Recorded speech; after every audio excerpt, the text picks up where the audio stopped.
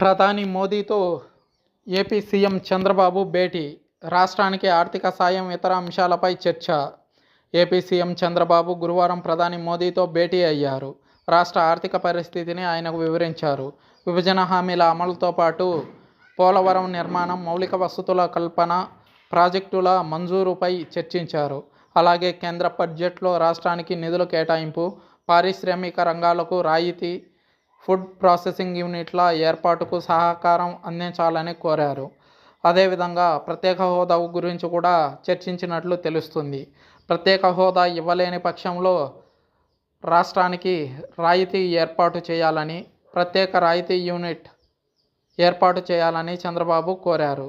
దాదాపు అరగంట పాటు సాగిన సమావేశంలో చంద్రబాబు డిమాండ్లపై ప్రధాని సానుకూలంగా స్పందించినట్లు తెలుస్తుంది.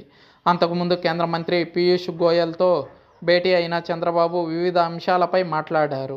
మధ్యాహ్నం కేంద్ర మంత్రులు అమిత్ షా, నితిన్ గడ్కరీ, శివరాజ్ సింగ్ చౌహాన్తో సమావేశం కానున్నారు. సాయంత్రం కేంద్ర మంత్రులు మనోహర్ లాల్ ఖట్టర్, హర్దీప్ సింగ్ పురితో భేటీ అవుతారు. చంద్రబాబుతో పాటు కేంద్ర మంత్రులు రామ్మోహన్ నాయుడు, పెమ్మసాని చంద్రశేఖర్, భూపతిరాజు శ్రీనివాస్ వర్మ, రాష్ట్ర మంత్రులు పయ్యావుల కేశవ్, బీసీ జనార్దన్ రెడ్డి, సిఎస్ నీరబ్ కుమార్, ప్రభుత్వ అధికారులు కూడా ఉన్నారు.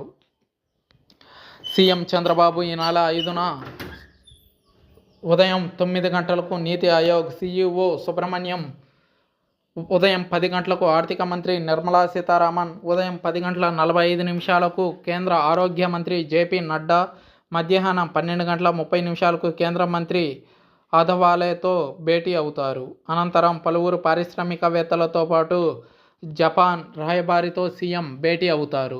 సాయంత్రం ఢిల్లీ నుంచి హైదరాబాద్ చేరుకుంటారు. అటు తెలంగాణ సీఎం రేవంత్ రెడ్డి సైతం ఢిల్లీలో పర్యటిస్తున్నారు. గురువారం మధ్యాహ్నం ప్రధాని మోదీతో భేటీ కానున్నారు. ఆయనతో పాటు కేంద్ర హోంమంత్రి అమిత్ షా, ఆర్థిక మంత్రి నిర్మలా సీతారామన్, ఇతర కేంద్ర మంత్రులను సైతం కలవనున్నారు.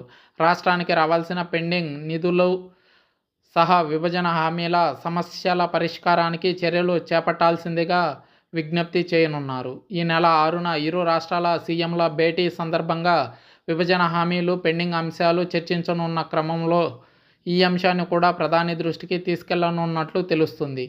సీఎం రేవంత్తో పాటు డిప్యూటీ సీఎం బట్టి విక్రమార్క సైతం ఢిల్లీ పర్యటనలో ఉన్నారు. పీసీసీ చీఫ్ నియామకం సహా మంత్రివర్గ విస్తరణపైన ఇరువురు నేతలు విస్తృతంగా కాంగ్రెస్ పెద్దలతో చర్చలు జరపడానికి సంసిద్ధమయ్యారు.